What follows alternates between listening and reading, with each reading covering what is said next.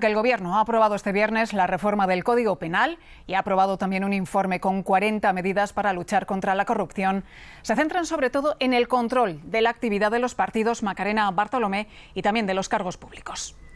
Sí, se trata de 40 medidas que el presidente del Gobierno anunció en el debate del Estado de la Nación y que volvió a reiterar en agosto en el pleno celebrado a raíz del caso Bárcenas. La vicepresidenta ha contado que todas esas medidas se agrupan en tres bloques. Por un lado, medidas para controlar mejor la actividad política de los partidos.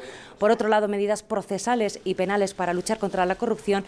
Y por último, medidas para regular el ejercicio del cargo público. La vicepresidenta ha querido extenderse especialmente en este último punto. Ha hecho una encendida defensa de los cargos públicos. Dice que muchos dejan sus puestos de trabajo en empresas privadas, puestos de trabajo mejor pagados, y que lo hacen, según la vicepresidenta, porque les gusta, por vocación de servicio público.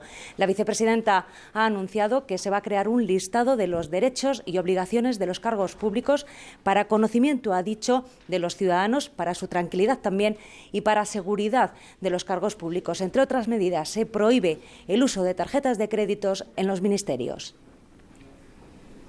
Los cargos públicos en este país, en cualquier administración y con carácter general, desarrollan sus funciones volcados en el servicio público. Por tanto, lo que buscamos es transparencia y que se sepa de verdad qué obligaciones y qué derechos tienen los cargos públicos.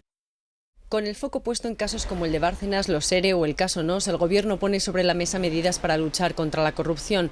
Algunas forman parte del llamado Plan de Regeneración Democrática, entre otras una ley que controle las cuentas de los partidos, que obligue a los tesoreros a comparecer en el Congreso, que regule los contratos de la Administración y que controle lo que cobran y lo que tienen los cargos públicos. Estas medidas implican cambiar hasta 10 leyes, una de ellas el Código Penal. Su reforma, que se ha aprobado hoy, incluye más penas por corrupción. Se castigará a quien haga mal uso del dinero público firmando contratos sin contraprestación o a precios desorbitados. Se considerará malversación aunque no se pruebe el enriquecimiento y se perseguirá a quienes dificulten el pago de las condenas ocultando bienes o con información falsa. También se perseguirá penalmente a los responsables de sociedades mercantiles públicas que no adopten medidas para controlar la corrupción, los sobornos en los concursos públicos, y se amplía el delito decomiso creando una oficina de gestión de activos. El Gobierno negociará ahora estas medidas con los grupos parlamentarios.